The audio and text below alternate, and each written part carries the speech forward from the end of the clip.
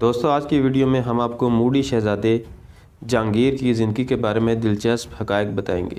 ہم آپ کو بتائیں گے کہ اکبر کے ہاں جہانگیر کی پیدائش منتوں کے بعد کیسے ہوئی، جہانگیر کو شراب کی لت کیسے لگی، جہانگیر نے اکبر کے خاص آدمی ابو الفضل اور سکھ گرو کو کیوں قتل کیا، جہانگیر نے ایک کنیز کو خواجہ سرا کا بوسہ لینے پر زندہ درگور کیوں کیا، جہانگیر اور نور جہاں کی پہلی ملاقات کہاں ہوئی، جہانگیر اہم ملاقاتیں غسل خانے میں کیوں کرتے تھے۔ آج کی ویڈیو میں ہم انہی سب موضوعات پر بات کریں گے۔ چلتے ہیں ویڈیو کی طرف۔ مغل بادشاہ جلال الدین محمد اکبر کے ہاں 27 سال کی عمر تک سب سے بڑا المیہ یہ تھا کہ ان کی کوئی اولاد نہیں تھی۔ سن 1564 میں ان کے ہاں ضرور 2 جڑواں بیٹے حسن اور حسین پیدا ہوئے، لیکن وہ صرف ایک ہی ماہ زندہ رہ سکے۔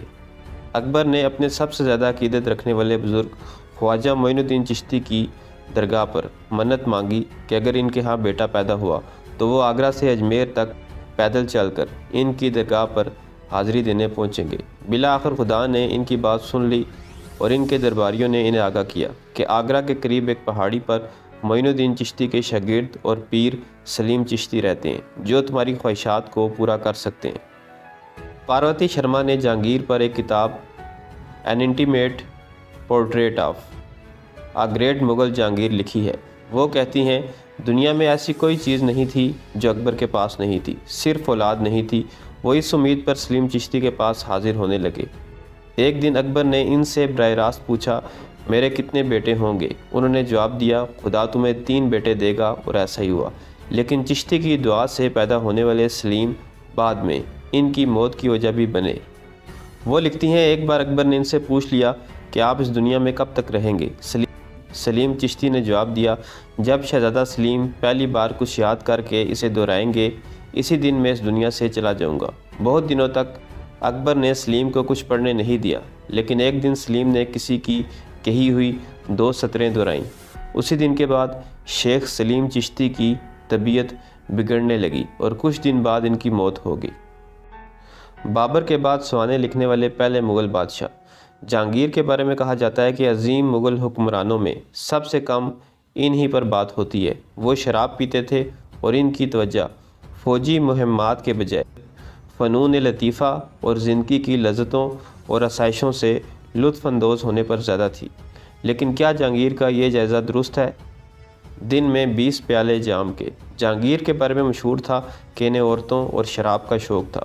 وہ اپنی سوانح عمری تذکرہ جہانگیری میں لکھتے ہیں ایک وقت میں وہ ایک دن میں 20 پیالے یعنی دن میں 14 پیالے اور رات میں 6 پیالے شراب کے نوش کرتے تھے۔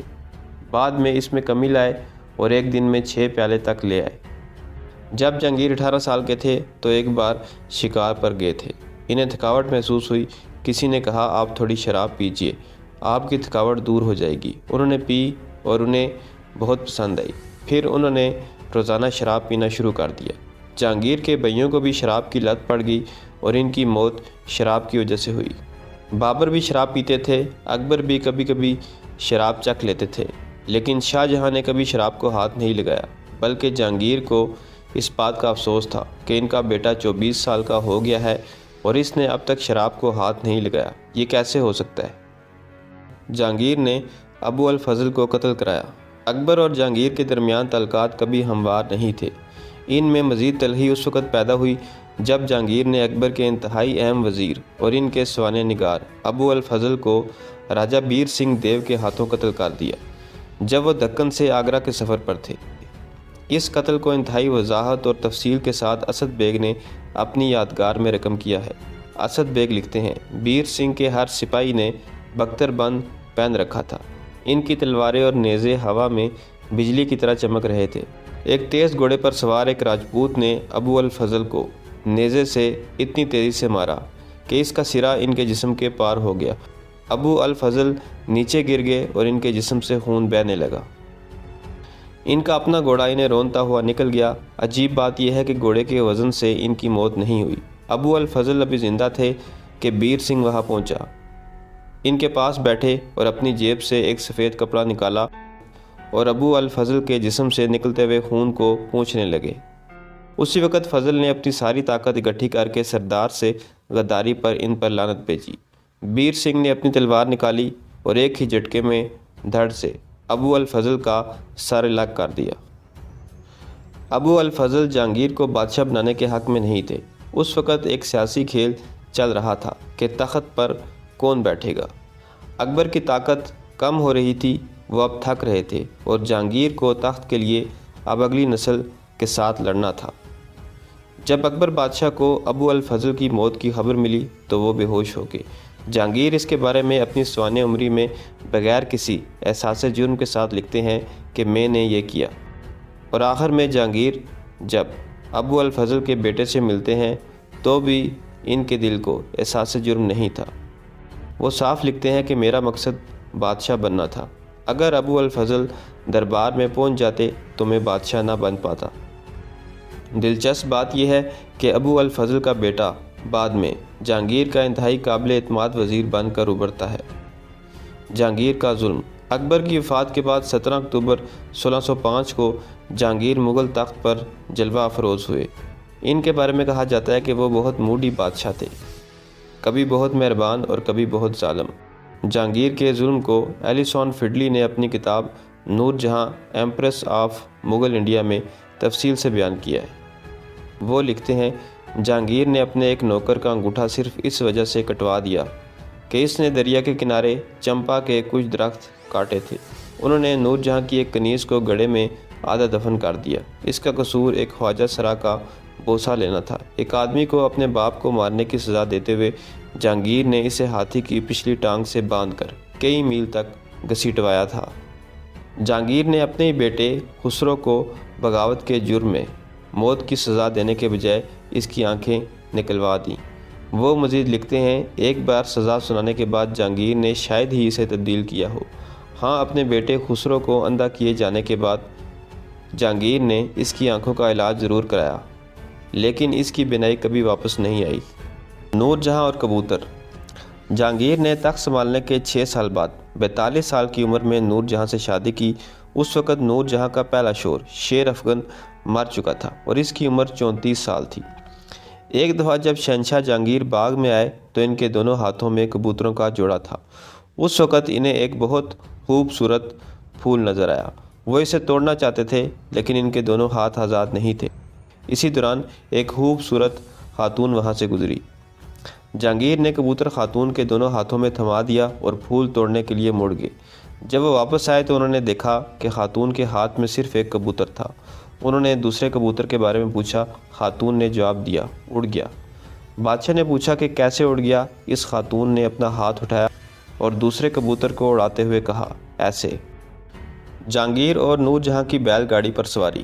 جہانگیر اور نور جہاں کی ایک اور دلچسپ کہانی کا سر تھامس رو نے اپنے خطوط میں ذکر کیا ہے، جو کہ جہانگیر کے دربار میں قاصد تھے۔ ایک رات سر تھامس رو جہانگیر سے ملنے کی کوشش کر رہے تھے۔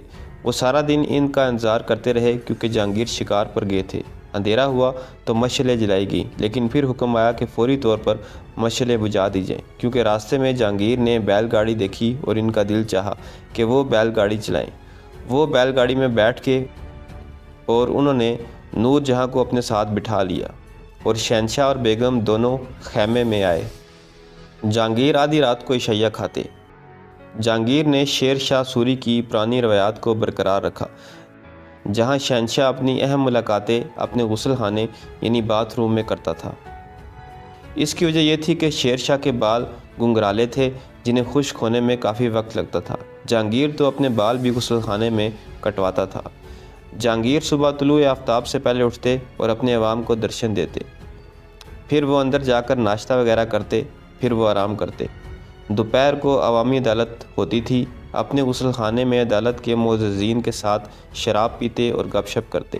اس کے بعد وہ دوبارہ سونے کے لیے چلے جاتے اور نصف شب کو اٹھ کر رات کا کھانا کھاتے تھے۔ سکھ گرو ارجن دیو کو سزائے موت۔ جہانگیر سکھ گرو ارجن دیو سے اس لیے ناراض تھے کہ وہ ان کے باغی بیٹے خسرو کی حمایت کر رہے تھے۔ مشہور مورخ منی لال جہانگیر کی سوانح میں لکھتے ہیں، غصے سے لال جہانگیر نے گرو ارجن دیو سے کہا، آپ ایک سنت اور ایک مقدس انسان ہیں، امیر اور غریب سب آپ کے لیے برابر ہیں، پھر آپ نے میرے دشمن خسرو کو کیوں پیسے دیے؟ گرو نے کہا، میں نے اس کو اس لیے پیسے دیے کہ وہ سفر پر جا رہا تھا، نہ کہ اس لیے کہ وہ آپ کی مخالفت کر رہا تھا۔ اگر میں ایسا نہ کرتا تو لوگ مجھے طعنہ دیتے کہ ایسا میں نے آپ کے ڈر سے کیا ہے، اور میں پوری دنیا میں گرو نانک کے شاگرد کہلانے کے لائق نہیں رہ جاتا۔ وہ لکھتے ہیں، گرو نانک کے ذکر پر جہانگیر ناراض ہو گئے۔ انہوں نے گرو ارجن دیو پر 2 لاکھ روپے جرمانہ کیا اور ان سے کہا کہ وہ گرو گرانتھ صاحب سے ان حصوں کو ہٹوا دیں جو ہندوؤں اور مسلمانوں کے جذبات کو ٹھیس پہنچاتے ہیں۔ اس پر گرو ارجن دیو نے جواب دیا، میرے پاس جو پیسے ہیں وہ غریبوں کے لیے ہیں۔ اگر آپ مجھ سے پیسے مانگے تو میں آپ کو دے سکتا ہوں، لیکن میں آپ کو ایک پیسہ بھی بطور جرمانہ نہیں دوں گا، کیونکہ جرمانہ منافقین اور دنیا داروں پر مسلط کیا جاتا ہے، نہ کہ سادھو اور سنتوں پر۔ جہانگیر نے اس کا جواب نہیں دیا، وہ عدالت سے اٹھے اور چلے گئے۔ 2 دن بعد ارجن دیو کو گرفتار کر کے قید خانے میں ڈال دیا گیا۔ 3 دن بعد انہیں راوی کے کنارے لے جا کر قتل کر دیا گیا۔ بادشاہ ہوتے ہوئے اغوا اور قید۔ جہانگیر کی حکمرانی کا ایک اور دلچسپ واقعہ اس وقت پیش آیا جب ان کے ایک جرنیل مہابت خان نے انہیں اغوا کر لیا۔ مہابت خان نے نہ صرف شہنشاہ کو قید کیا بلکہ انہیں جسمانی طور پر ان کے تخت سے اٹھا کر اپنے پاس رکھا۔ انہوں نے ان کو ہاتھی پر بٹھایا اور ان کی عزت و وقار کی تمام علامات کو برقرار رکھا۔ نور جہاں بچانے آئی تو مہابت خان فرار ہو گئے۔ بہرحال نور جہاں کی مدد سے جہانگیر کسی نہ کسی طرح اس قید سے نکل آتے ہیں، لیکن اس وقت تک ان کی صحت بگڑنے لگی تھی۔ 28 اکتوبر 1627 کو راجوری اور بھمبر کے درمیان 58 سال کی عمر میں جہانگیر نے اس دنیا کو الوداع کہا۔ جب نور جہاں اس دن انہیں جگانے کے لیے گئی تو جہانگیر نے آنکھ نہیں کھولی۔ نور جہاں کی آنکھوں سے آنسو بہنے لگے اور مولانا حسام الدین نے بادشاہ کی روح کی تسکین کے لیے دعا کی۔ جو تذکرے دستیاب ہیں ان سے ایسا لگتا ہے کہ وہ دمے کا شکار